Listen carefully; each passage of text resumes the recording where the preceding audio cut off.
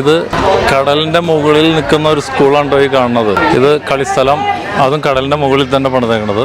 കോപാനി എന്ന തായ്ലൻഡിലെ ഫ്ലോട്ടിംഗ് ഗ്രാമം.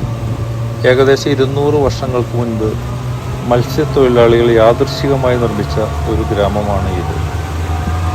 ഇവിടുത്തെ പ്രധാനപ്പെട്ട വരുമാനം വിനോദസഞ്ചാരം തന്നെയാണ്.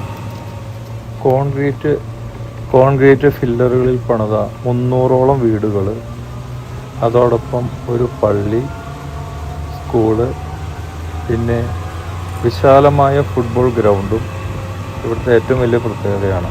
ഫ്ലോട്ടിംഗ് വില്ലേജിൽ വന്നപ്പോൾ എനിക്ക് ഏറ്റവും വലിയ അതിശയമായിട്ട് തോന്നിയത് കംപ്ലീറ്റ് കടലിൻ്റെ മുകളിലുള്ള ഒരു വില്ലേജ്.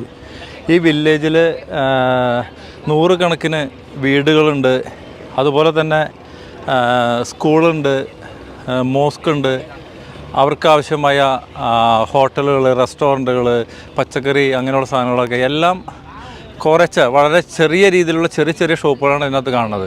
പിന്നെ ഇവരുടെ മെയിനായിട്ടുള്ളൊരു വരുമാനം എന്ന് പറഞ്ഞു കഴിഞ്ഞിട്ടുണ്ടെങ്കിൽ കരകൗശല ഉൽപ്പന്നങ്ങളാണ് ഇവരിവിടെ വിൽക്കുന്നത്. അതായത് ടൂറിസ്റ്റുകൾക്ക് വേണ്ടിയിട്ടുള്ള കടകളാണ് ഇതിനകത്ത് കൂടുതലുള്ളത്.